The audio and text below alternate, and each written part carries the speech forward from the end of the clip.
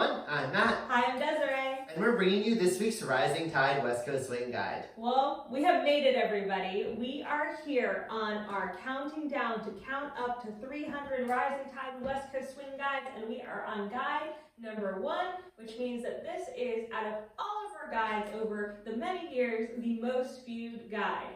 What will it be? Well, there's something about starter steps because our most viewed guide to date is our Elevate Your Basic Starter Step Guide, where we talk to you about how you can go from the starter step you learned in beginner class to something a little bit more hip. So we're going to show you that starter step, and then we're going to give you some new tips for the same movement that'll help you do it even better. So our starter step we talked about many years ago. We started out with some taps. We gather, triple, triple, and then send out. Yep, and we talked about how the benefits of this starter step are that it's less jarring for the follower, it gets you into the music, gets you in sync with one another, and then we ramp up. So here is another way that us followers can think about ramping up. When we start in our starter step, we might have learned to connect in the closed position, which is great, but sometimes we can take that to the extreme. This creates an opportunity for, when we start our step, the starter step to feel very kind of static and stagnant. So instead, what I want us to think about doing is drawing a little bit closer into our leader, and as we feel out these sways or these tap steps, really kind of feel out our forward and our backward boundaries. It doesn't mean that there's no connection in the back, it just means that that connection is not all the way maxed out, so that when the leader moves into the starter, we can actually stay here quite close, even a bit closer, and then spend all this time stretching away as we get into that anchor, instead of staying locked down. So followers, experiment with, when you come into the closed position, staying neutral, getting yourself and your own body positioning squared away, and then when the leader leads, thinking about having more extension than you normally would.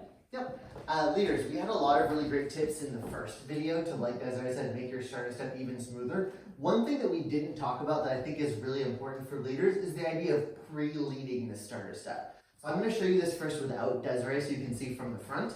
What I'm doing as I'm doing these sways to signal to the follower that I'm getting ready to go is I'm going to, for one, inhale. That gets the follower ready to go. I can also create a little bit of shape in my body. So I'm expanding my ribcage, expanding my body as I inhale, and then I'm almost like adding a little tilt here, where I'm shaping that right side up a little bit higher because I'm going to drop into that left side as we do the triple. If I show you this now with Desiree, we're tapping, we're tapping, we're tapping, it's time to go.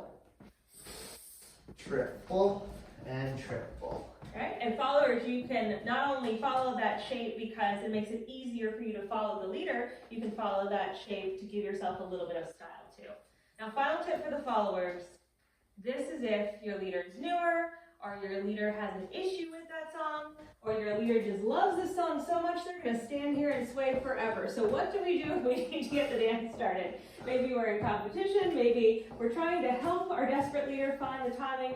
So what we're going to do in this position is we're going to actually anchor ourselves out of the starter step. How do we do that? We're going to veer left. We can even use a little bit of that breath and shaping that Matt talked about.